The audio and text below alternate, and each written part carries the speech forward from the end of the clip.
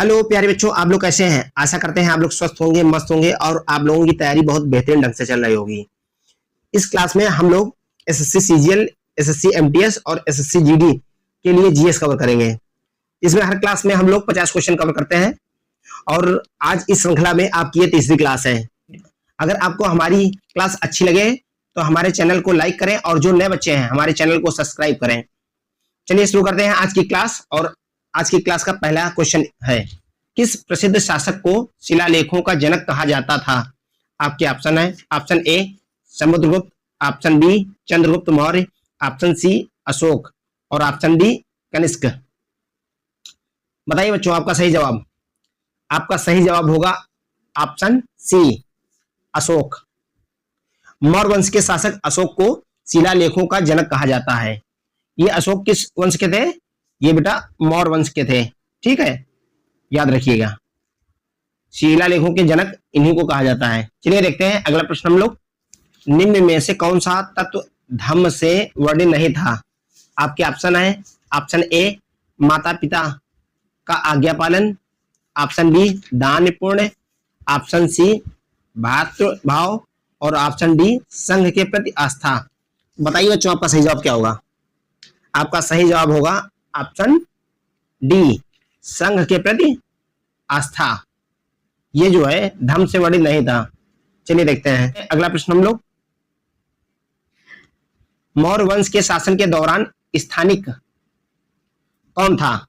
आपके ऑप्शन है, जिला प्रशासक, प्रांतीय प्रशासक, ग्राम प्रशासक, नगर प्रशासक। बताइए बच्चों आपका सही जवाब। आपका सही जवाब होगा ऑप्शन ए जिला प्रशासक होता था, स्थानिक। ठीक है, मौर्य वंश के शासन के दौरान स्थानिक जिला प्रशासन होता था। मेगास्थनीज ने नगर के प्रमुख अधिकारी को एस्ट्रोनोमाई कहा। उसके अनुसार जिले का अधिकारी एग्रोनोमाई था। ठीक है, तो ये किस वंश की बात हो रही है? मौर्य वंश की। ठीक है बच्चों, याद रखिएगा, ये जिला प्रशासक जो है मौर्य वंश में था। चलिए देखते हैं अगला प्रश्न हम लोग।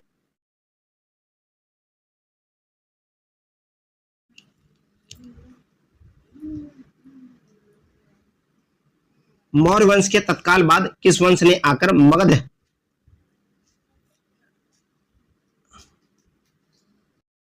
मौर्य वंश के तत्काल बाद किस वंश ने आकर मगध राज्य प्रशासन किया? आपके ऑप्शन है, option A Satavahana, option B Shunga, option C Nanda और ऑप्शन डी कण्व। बताइए बच्चों आपका सही जवाब। आपका सही जवाब होगा ऑप्शन बी शुंग वंश ने शासन किया। अंतिम मौर्य सम्राट बृहदत्त की हत्या करके पुष्यमित्र शुंग द्वारा 184 कब? 184 ईसा पूर्व में, है ना, ईसा पूर्व में शुंग वंश की स्थापना की गई। ठीक है बच्चों, याद रखिएगा, 184 ईसा पूर्व में शुंग वंश की स्थापना की गई। ठीक, और किसने की थी? पुष्यमित्र ने की थी, ये भी याद रखिएगा, पुष्यमित्र ने। ठीक, चलिए देखते हैं अगला प्रश्न हम लोग। मौर्य वंश का अंतिम शासक कौन था? आपके ऑप्शन है कुणाल, बृहदत्त, सुसीम, संप्रति। बताइए बच्चों आपका सही जवाब। अभी यही क्वेश्चन हम लोगों ने किया है ना। अंतिम शासक कौन था? बताया था बृहदत्त। बृहदत्त की हत्या करके जो है शुंग वंश की स्थापना की गई थी। ठीक है बच्चों, चलिए देखते हैं अगला प्रश्न हम लोग। मिलिंद पानो क्या है? आपके ऑप्शन है, ऑप्शन ए बौद्ध स्थल, ऑप्शन बी बुद्ध का एक नाम, ऑप्शन सी कला का बौद्ध नाम और ऑप्शन डी बौद्ध पाठ। बताइए बच्चों आपका सही जवाब। आपका सही जवाब होगा बच्चों ऑप्शन डी बौद्ध पाठ। मिलिंद पानो एक बौद्ध पाठ या ग्रंथ है जो इंडो ग्रीक शासक मिलिंडर एवं बौद्ध भिक्षु नागसेन के संवाद के रूप में रचित है। ठीक है बच्चों, चलिए देखते हैं अगला प्रश्न हम लोग। चरक किसके राज चिकित्सक थे? आपके ऑप्शन है, option A Harsha, option B Chandragupta Maurya, option C Ashoka और ऑप्शन डी कनिष्क। बताइए बच्चों आपका सही जवाब। आपका सही जवाब होगा बच्चों ऑप्शन डी, ये कनिष्क के राज चिकित्सक थे। इन्हें चिकित्सा का जनक भी कहा जाता है। ठीक है, ये याद रखिएगा, इन्हें जो है चिकित्सा का जनक भी कहते हैं। इन्हें इन्होंने चिकित्सा शास्त्री ग्रंथ चरक संहिता की, किसकी? चरक संहिता की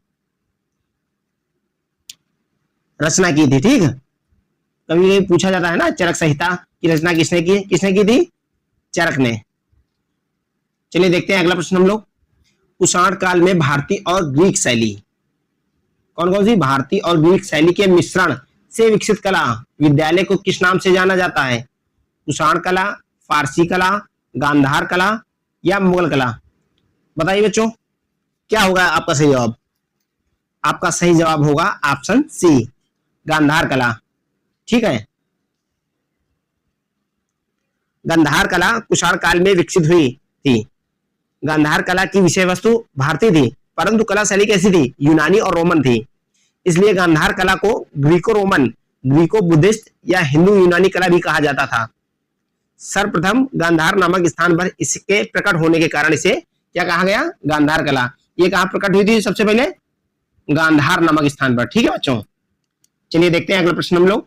कौन सी कला ग्रीको बौद्ध कला के नाम से जानी जाती है? आपके ऑप्शन है, ऑप्शन ए गांधार कला, ऑप्शन बी मथुरा कला, ऑप्शन सी शुंग कला और ऑप्शन डी मधुबनी कला।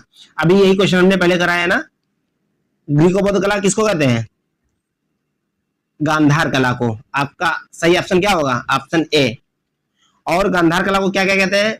ग्रीको बौद्ध भी कहते हैं, ग्रीको रोमन भी कहते हैं ना बच्चों, याद रखिएगा। ये क्वेश्चन दोबारा आ गया ना, यही चीज बताई थी ना, ग्रीको बौद्ध और ग्रीको रोमन। और क्या कहते हैं? हिंदू यूनानी, हिंदू यूनानी कला भी इसको कहते हैं, है ना,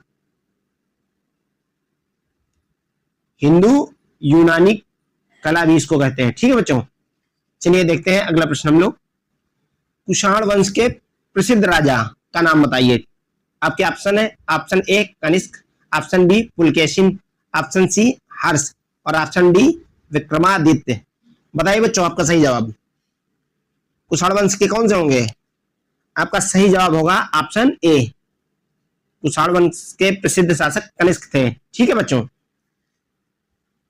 इनके राज्यारोहण की तिथि क्या थी? 78 ईस्वी थी, याद रखिएगा, है ना।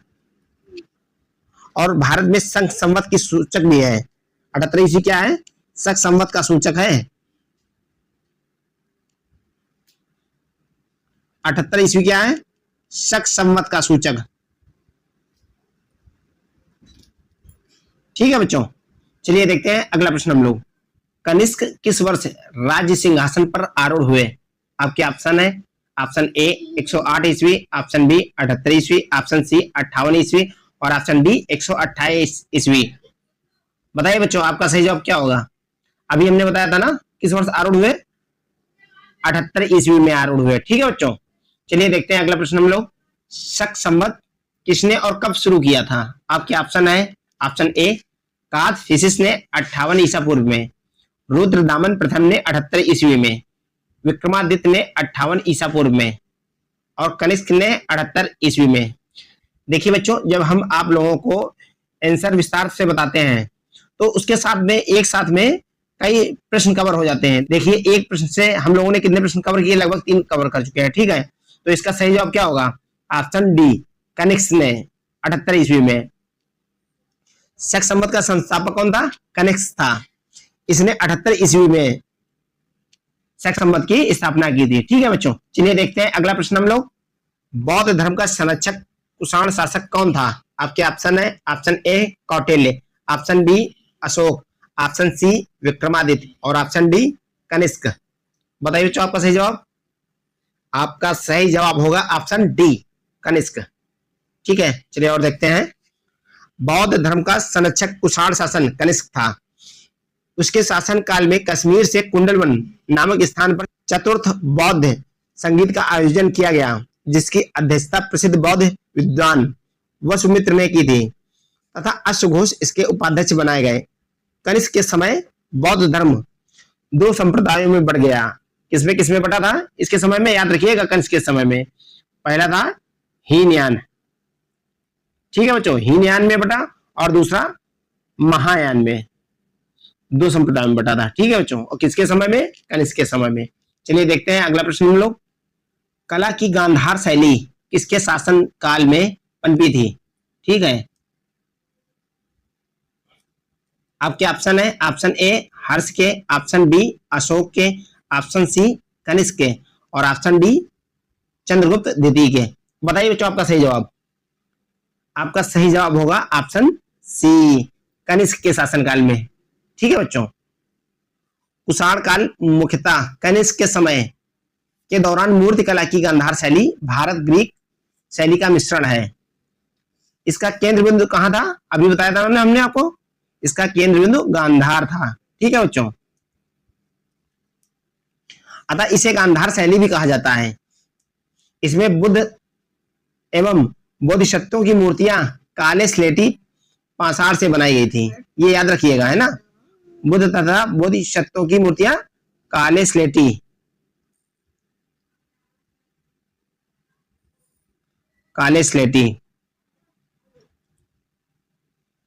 पाषाण से बनाई गई थी। ठीक है बच्चों, चलिए देखते हैं अगला प्रश्न हम लोग। प्राचीन काल में निम्नलिखित में से कौन कलिंग का महान शासक था? आपके ऑप्शन है, option A Ajatashatru, option B Bindusara, option C Kharavela और ऑप्शन डी मयूर शर्मन। बताइए बच्चों आपका सही जवाब क्या होगा? आपका सही जवाब होगा ऑप्शन सी, प्राचीन काल में कलिंग का महान शासक कौन था? खारवेल था। ठीक है, प्राचीन काल में खारवेल कलिंग का एक महान शासक था। इसके बारे में हमारी जानकारी का मुख्य स्रोत हाथी गुम्फा अभिलेख है। यह द्वितीय सदी ईसा पूर्व में शासक हुआ था तथा इसका संबंध कलिंग के चेदी वंश से था। इसने अनेक विजय प्राप्त की। ठीक है बच्चों, याद रखिएगा। चलिए देखते हैं अगला प्रश्न हम लोग। राजा खारवेल किस चेदी वंश के महानतम शासक थे? आपके ऑप्शन है, option A Chola Mandalam, option B Kalinga, option C Kannauj और ऑप्शन डी पुरस्पुर। बताइए बच्चों राजा खारवेल किस चेदी वंश के महानतम शासक थे? अभी बताया था ना, ये कलिंग के थे। ठीक है बच्चों, याद रखिएगा। चलिए देखते हैं अगला प्रश्न हम लोग। कलिंग शासक खारवेल ने संरक्षण दिया। आपके ऑप्शन है, ऑप्शन ए हिंदू धर्म वैष्णव धर्म को, शैव धर्म को, बौद्ध धर्म को और बच्चों जैन धर्म को। बताइए बच्चों आपका सही जवाब क्या होगा? आपका सही जवाब होगा ऑप्शन डी, जैन धर्म को इन्होंने संरक्षण दिया था। ठीक है बच्चों, चलिए देखते हैं अगला प्रश्न हम लोग। सातवाहन का सबसे बड़ा शासक कौन था? सातकर्णी प्रथम, गौतमी पुत्र सातकर्णी, शिमुख, हॉल। बताइए बच्चों आपका सही जवाब क्या होगा? पता है, आपका सही जवाब होगा ऑप्शन बी, गौतमी पुत्र सातकर्णी। ये देखते हैं अगला प्रश्न हम लोग। निम्नलिखित में से विद्या की सबसे पुरानी पीठ कौन सी है? आपके ऑप्शन है, option A Taxila, option B Nalanda, option C Ujjain और ऑप्शन डी विक्रमशिला। बताइए बच्चों सबसे पुरानी पीठ कौन सी थी? सबसे पुरानी पीठ थी तक्षशिला, है ना बच्चों। तक्षशिला विद्या की सबसे पुरानी पीठ है। यह मौर्य युग के पूर्व ही स्थापित था। नालंदा एवं उज्जैन गुप्तकालीन, जबकि विक्रमशिला पाल युगीन विद्या केंद्र थे। तक्षशिला नगरी अत्यंत प्राचीन काल में गांधार जनपद की राजधानी थी। ये कहां की राजधानी थी? गांधार जनपद की थी। ठीक है, और इसकी सबसे अधिक ख्याति शैक्षणिक क्षेत्र में मानी जाती है। यह उच्च शिक्षा का प्रमुख केंद्र था। ठीक है, चलिए देखते हैं अगला प्रश्न हम लोग। महरौली में जंग रहित लौह स्तंभ किसने स्थापित किया था? आपके ऑप्शन है, ऑप्शन ए गुप्त ने, ऑप्शन बी सातवाहन ने, ऑप्शन सी मौर्य ने और ऑप्शन डी कुषाण ने। बताइए बच्चों सही जवाब क्या होगा? सही जवाब होगा लौह स्तंभ जंग रहित किसने स्थापित किया था? गुप्त ने। ठीक है, महरौली का लौह स्तंभ गुप्त शासक चंद्रगुप्त द्वितीय ने बनवाया था। दक्षिण दिल्ली में महरौली स्थित लौह स्तंभ में चंद्र नामक शासक की विजयों का उल्लेख है और यह स्तंभ गुप्तकालीन धातु विज्ञान के समुन्नत होने का ज्वलंत प्रमाण है। चलिए देखते हैं बच्चों अगला प्रश्न हम लोग। गुप्त राजा जिसने विक्रमादित्य की पदवी ग्रहण की थी और वह था स्कंदगुप्त, चंद्रगुप्त, समुद्रगुप्त, चंद्रगुप्त द्वितीय, कुमारगुप्त। बताइए बच्चों आपका सही जवाब। आपका सही जवाब होगा बच्चों ऑप्शन सी, चंद्रगुप्त द्वितीय ने विक्रमादित्य की पदवी ग्रहण की थी। चंद्रगुप्त द्वितीय को विक्रमांक या विक्रमादित्य कहा जाता है। इनकी माता का नाम क्या था? दत्त देवी। इनकी माता का क्या नाम था? दत्त देवी। इसका काल गुप्त काल का स्वर्ण युग माना जाता है। चंद्रगुप्त का जो काल है ये गुप्त काल का स्वर्ण युग, क्योंकि क्वेश्चन बन सकता है ना, गुप्त काल का स्वर्ण युग किसका काल माना जाता है? तो चंद्रगुप्त द्वितीय का काल स्वर्ण युग माना जाता है। ठीक है बच्चों, चलिए देखते हैं अगला प्रश्न हम लोग। चंद्रगुप्त द्वितीय को और किस नाम से जाना जाता है? आपके ऑप्शन है, option A Samudragupta, option B Skandagupta, option C Vikramaditya और ऑप्शन डी राणागुप्त। बताइए बच्चों, चंद्रगुप्त द्वितीय को और किस नाम से जाना जाता है? अभी हमने बताया था इससे पहले वाले क्वेश्चन में, किस नाम से? विक्रमांक या विक्रमादित्य। तो आपका सही जवाब होगा ऑप्शन सी। ठीक है बच्चों, चलिए देखते हैं अगला प्रश्न हम लोग। गुप्त काल के चांदी के सिक्कों को कहते थे, आपके ऑप्शन क्या है? दिनार, रुपैक, शतमान या करसापण। बताइए बच्चों, गुप्त काल के चांदी के सिक्कों को क्या कहते थे? गुप्त काल के चांदी के सिक्कों को क्या कहते थे? रुपैक। ठीक है, तो आपका सही जवाब क्या होगा? Option B. और गुप्त काल के सोने के सिक्कों क्या कहते थे? उनको कहते थे दिनार। याद रखिएगा, है ना बच्चों, ये कहते थे सोने के सिक्कों को दिनार और चांदी के सिक्कों को रुपैक। ठीक है, चलिए देखते हैं अगला प्रश्न हम लोग। हरिसेन निम्नलिखित राजाओं में से किसका राजकवि था? आपके ऑप्शन है, option A Ashoka, option B Samudragupta, option C Chandragupta और ऑप्शन डी हर्षवर्धन। किसका कवि था? आपका सही जवाब क्या होगा? आपका सही जवाब होगा ऑप्शन बी, ये समुद्रगुप्त का था। ठीक है, हरिसेन समुद्रगुप्त का राजकवि था। हरिसेन ने इलाहाबाद प्रशस्त लेख की रचना की। समुद्रगुप्त को भारत का नेपोलियन, इसे क्या कहा जाता है? भारत का नेपोलियन। याद रखिएगा बच्चों, अगर पूछा जाए भारत का नेपोलियन किसे कहा जाता है, तो किसे कहा जाता है? समुद्रगुप्त को। और समुद्रगुप्त ने अश्वमेधकर्ता की उपाधि धारण की तथा इसे कविराज भी कहा जाता है। और इसे क्या कहा जाता है? कविराज। ये कविराज भी था। ठीक है बच्चों, चलिए देखते हैं अगला प्रश्न हम लोग। लिच्छवी दौहित्र किसे कहते हैं? चंद्रगुप्त प्रथम को, स्कंद गुप्त को, कुमार गुप्त को या समुद्रगुप्त को? बताइए बच्चों आपका सही जवाब। आपका सही जवाब होगा ऑप्शन डी, समुद्रगुप्त को कहते हैं। अच्छा, क्यों कहते हैं? लिच्छवी दौहित्र समुद्रगुप्त को कहते हैं। समुद्रगुप्त के प्रयाग अभिलेखों में उसे लिच्छवी दौहित्र, लिच्छवी कन्या से उत्पन्न बताया गया है। समुद्रगुप्त की माता का नाम क्या था? कुमार देवी। याद रखिएगा, इनकी माता का नाम कुमार देवी था। ठीक है, और ये लिच्छवी कन्या से उत्पन्न थे, इसलिए इनको लिच्छवी दौहित्र कहा जाता था। ठीक, चलिए देखते हैं अगला प्रश्न हम लोग। रोमन साम्राज्य के साथ भारत का व्यापार रोम पर किसके द्वारा आक्रमण के साथ समाप्त हो गया? आपके ऑप्शन, अरबों द्वारा, हंगेरियों द्वारा, हुनों द्वारा और ये तेरे नहीं है बाबू, ये क्या है बाबू? तुर्कों। तुर्कों है, ये गलत थोड़ा हो गया है, टाइपिंग मिस्टेक है, कोई बात नहीं, इसको सही कर लेंगे। तेरे नहीं, तुर्कों द्वारा। ठीक है बच्चों, तो आपका सही जवाब क्या होगा? आपका सही जवाब होगा हुनों द्वारा। ठीक है, रोमन साम्राज्य के साथ भारत का व्यापार रोम पर हुनों द्वारा आक्रमण के साथ समाप्त हो गया था। ठीक, चलिए देखते हैं अगला प्रश्न हम लोग। निम्न में से किनके सिक्के संगीत के प्रति उनका प्रेम दर्शाते हैं? ऑप्शन है, मौर्यों के साथ, नंदों के, गुप्तों के, चोलों के।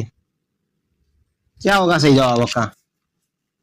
आपका सही जवाब होगा, आपका सही जवाब होगा ऑप्शन सी, गुप्तों के साथ।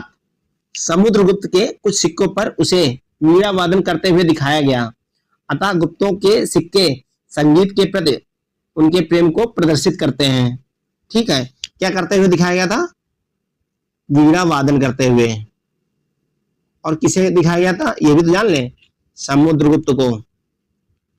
क्योंकि क्वेश्चन कहीं से भी बन सकता है बच्चों, अपनी तैयारी एकदम जोर शोर से रखिएगा। क्वेश्चन कहीं से आए आपको करके आना है, ठीक है। चलिए देखते हैं अगला प्रश्न हम लोग। निम्नलिखित में से किसी को अपनी विजयों के कारण भारत का नेपोलियन कहा जाता है। देखिए कितनी बार क्वेश्चन आया, अभी इससे पहले भी बताया था ना। इसको याद रखिएगा, भारत का नेपोलियन किसे कहा जाता है। आपके ऑप्शन है स्कंदगुप्त को, चंद्रगुप्त को, ब्रह्मगुप्त को और समुद्रगुप्त को। तो आपका सही जवाब क्या होगा बच्चों?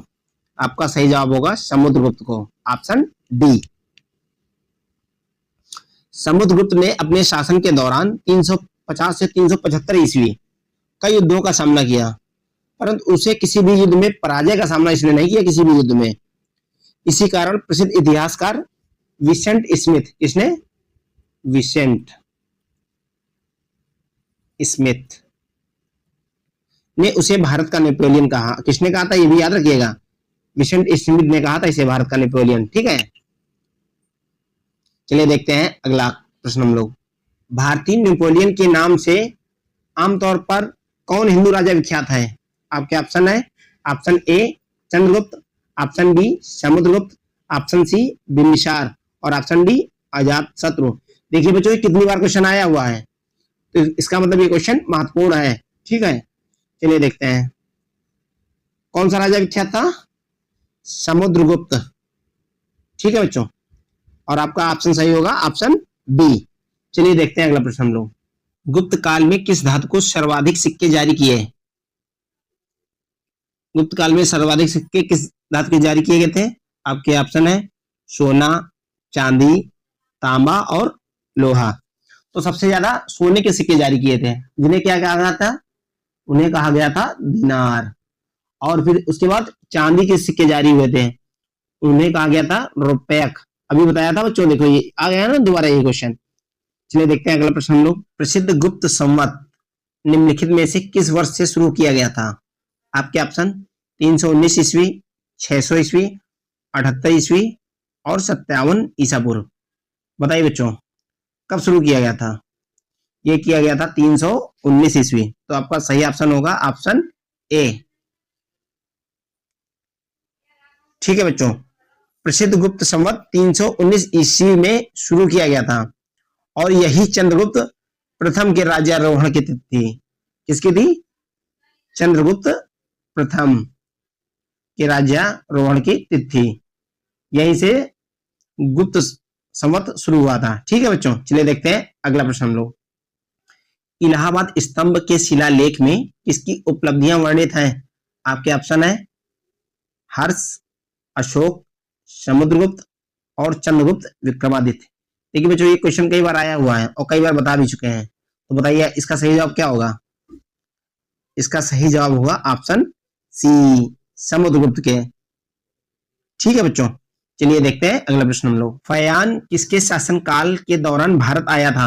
आपके ऑप्शन है चंद्रगुप्त द्वितीय, समुद्रगुप्त, रामगुप्त और ऑप्शन डी क्या है? कुमारगुप्त। बताइए बच्चों किसके शासनकाल के दौरान फयान भारत आया था? तो फयान आया था चंद्रगुप्त द्वितीय के शासनकाल के दौरान। तो आपका सही ऑप्शन क्या होगा? Option A. फयान ने भारत में 399 से 414 ईस्वी के बीच भ्रमण किया। इस समय उत्तर भारत में गुप्त साम्राज्य का प्रतापी राजा चंद्रगुप्त द्वितीय शासन कर रहा था, ठीक है बच्चों। चलिए देखते हैं अगला प्रश्न हम लोग। पंचतंत्र की कथाओं का संकलन किसने किया? आपके ऑप्शन है option A Valmiki, option B Vedavyasa, option C Vishnu Sharma और ऑप्शन डी तुलसीदास। किसने किया था? पंचतंत्र की कथाओं का संकलन विष्णु शर्मा ने किया था। तो आपका सही जवाब क्या होगा? ऑप्शन सी, ठीक है बच्चों। चलिए देखते हैं अगला प्रश्न हम लोग। मेघदूत का लेखक कौन है? हुमायूं कबीर, खुशवंत सिंह, बाणभट्ट, कालिदास। बताइए बच्चों क्या होगा सही जवाब? सही जवाब होगा आपका ऑप्शन डी, मेघदूत के लेखक कौन है? कालिदास। भारत के शेक्सपियर किसको कहा जाता है? कालिदास को भारत का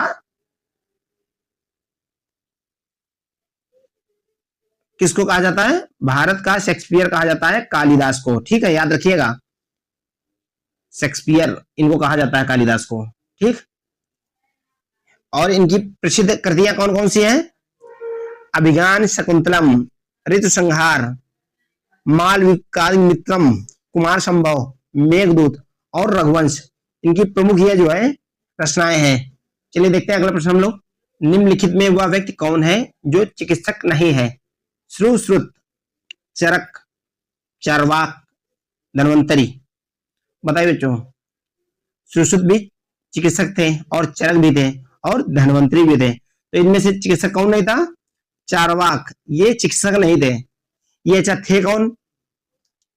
तो ये जो है भौतिकवादी दर्शन के लिए जाने जाते थे। ये किसके लिए जाने जाते थे? भौतिकवादी दर्शन के लिए। ठीक है, तो आपका सही जवाब क्या होगा? Option C. चलिए देखते हैं अगला प्रश्न हम लोग। प्राचीन भारत के विख्यात चिकित्सक धन्वंतरी ने अपना परामर्श किसके दरबार में दिया था? किसके? समुद्रगुप्त के, अशोक के, चंद्रगुप्त द्वितीय के और किसके? कनिष्क के। तो किसके दरबार में अपना परामर्श दिया था? आपका सही जवाब होगा ऑप्शन सी, चंद्रगुप्त द्वितीय के। और चंद्रगुप्त द्वितीय के दरबार में रहने वाले कुछ प्रमुख उद्यान कौन कौन से थे?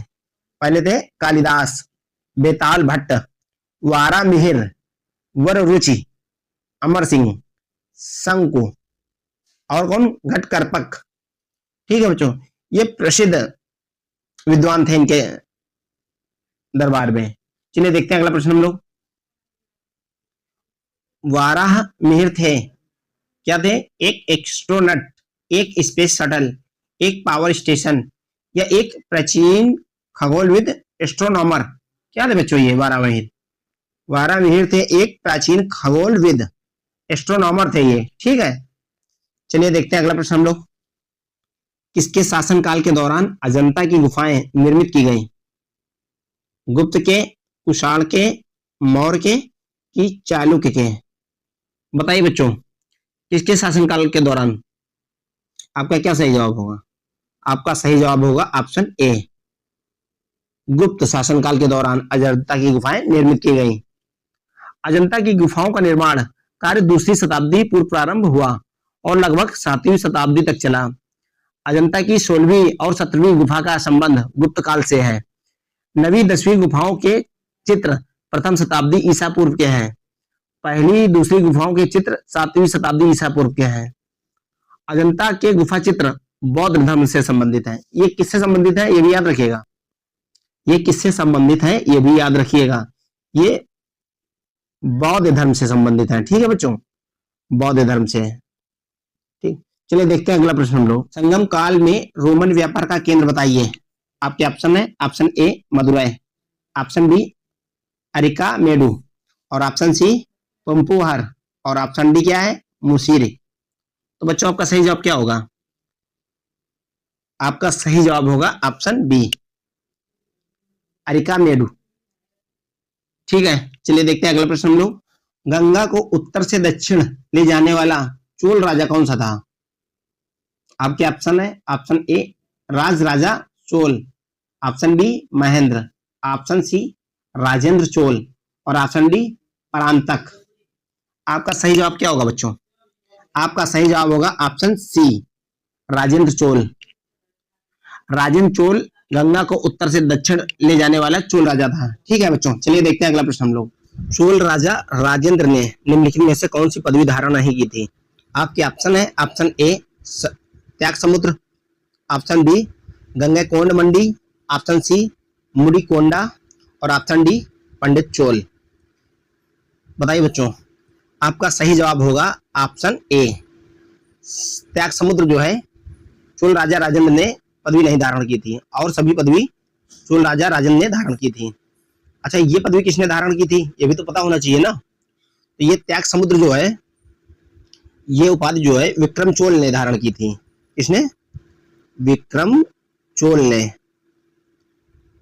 विक्रम चोल ने ये उपाधि धारण की थी और ये तीनों जो है राजेंद्र ने। ठीक है बच्चों, चलिए देखते हैं अगला प्रश्न हम लोग। अधिकांश चोलकालीन मंदिर किस देवी देवता को समर्पित हैं? आपके ऑप्शन है, option A Vishnu, option B Shiva, option C Brahma और ऑप्शन डी दुर्गा। तो बच्चों किसको समर्पित थे चोलकालीन मंदिर? तो आपका सही जवाब होगा ऑप्शन बी, ये सभी जो है शिव को समर्पित थे। राजराज प्रथम द्वारा निर्मित तंजौर का बृहदीश्वर मंदिर भगवान शिव को समर्पित था। ठीक है बच्चों, चलिए देखते हैं अगला प्रश्न हम लोग। चोल अभिलेखों में उल्लिखित भूमि की विभिन्न कोटियों के अनुसार को जैन संस्थानों को दान में दी गई भूमि को क्या कहा जाता था?